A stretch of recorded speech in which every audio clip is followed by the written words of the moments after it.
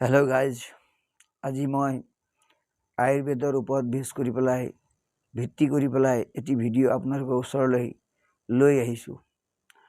আয়ুৰ্বেদটো হৈছে আমাৰ অতি পুৰণি বেমাৰৰ পৰা পৰিত্ৰাণ পোৱাৰ এটি বনস্পতি জাতীয় উদ্ভিদৰ ওপৰত তৈয়াৰী কৰি পেলাই আমি যিবোৰ দৰৱ তৈয়াৰী কৰা হয় সেইটোকে আয়ুৰ্বেদ বা আমাৰ বেদৰ এটি অংশ, যিটোত দৰৱ তৈয়াৰী কৰাৰ এটা প্ৰচেছ বা প্ৰক্ৰিয়া জড়িত হৈ আছে, তাকে আয়ুৰ্বেদ বুলি কোৱা হয়। আয়ুৰ্বেদত কোৱা হৈছে বনস্পতিৰ পৰা তৈয়াৰী হোৱা ঔষধসমূহকে আয়ুৰ্বেদিক দৰৱ বুলি কোৱা হয়। গতিকে এটি সমীক্ষা মতে 24 মে 2021 ভাৰতত নিম গছক পবিত্ৰ গছ আৰু সকলো ৰোগৰ দৰৱ বুলি গণ্য কৰা হয়। নিমৰ পৰা প্ৰস্তুত কৰা সামগ্ৰী ভাৰতৰ ঔষধ ৰূপে 2000 বছৰৰো অধিক কাল ব্যৱহৃত হৈ আহিছে। নিম্ন গছৰ উপকাৰিতাসমূহ হ'ল: নিম পাত খালে কৃমি নাশ হয় আৰু মেলেৰিয়া ৰোগৰ পৰা পৰিত্ৰাণ পাব পাৰি বুলি কোৱা হৈছে। গতিকে নিম পাতে বসন্ত ৰোগ প্ৰতিৰোধ কৰিব পাৰে বুলি কোৱা হয়। বহুতো চিকিৎসকৰ মতে নিমৰ কোমল পাত গুড়ি কৰি 5 গ্ৰাম মান গৰম পানীত মিহলাই খালে বসন্ত ৰোগ বা অন্যান্য ৰোগৰ প্ৰতিৰোধ হয়। জণ্ডিছ আৰু বহুমূত্ৰ ৰোগত নিম পাতৰ ৰস খালে, নিম পাতৰ আঞ্জা খালে সুফল পোৱা যায়।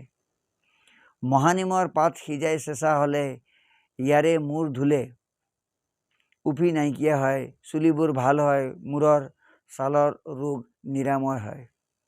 সকলো প্ৰকাৰৰ খৰ খজুৱতি, ছালৰ ৰোগ, ফোঁহা আদি ৰোগ মহানিমৰ গৰম পানীত সিজাই গা ধুলে এইবোৰ ৰোগৰ পৰা পৰিত্ৰাণ পোৱা যায়।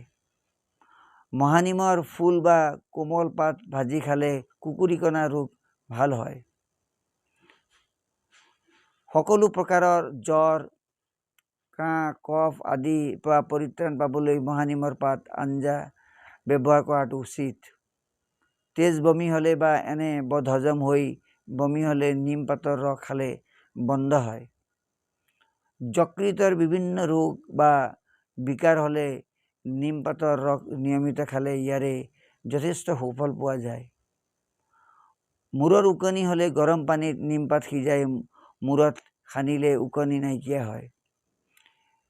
নিম গছৰ কোমল ঠাৰিৰে দাঁত ঘঁহিলে দাঁতৰ ৰোগ যেনে পোকে খোৱা দাঁত, গুৰিৰে তেজ ওলোৱা এইবোৰ নাইকিয়া হৈ যায়।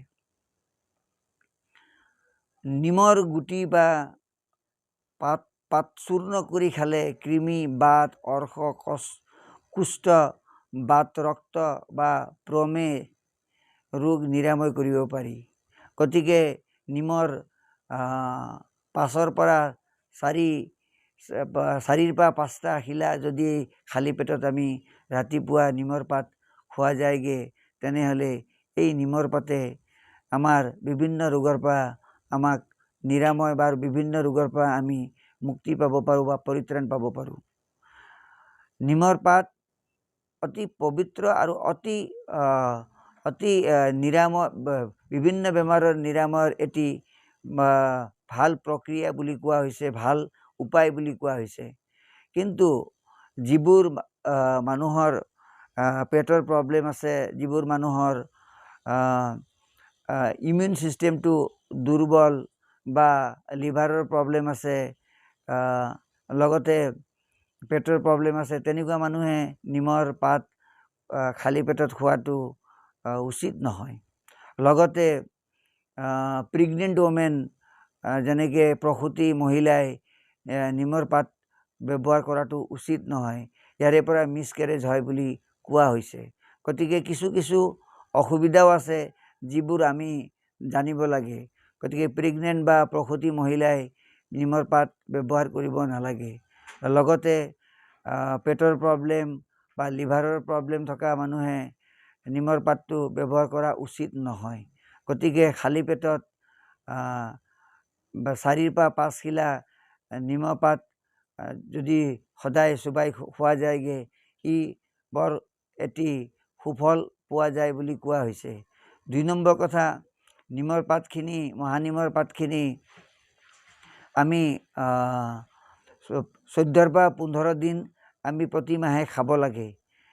তাতকৈ বেছি খোৱাটো বৰ উচিত নহয়। 2 নম্বৰ কথা, আমি নিমৰ পাতখিনি 18 পৰা 10 সপ্তাহে আমি খাব পাৰোঁ।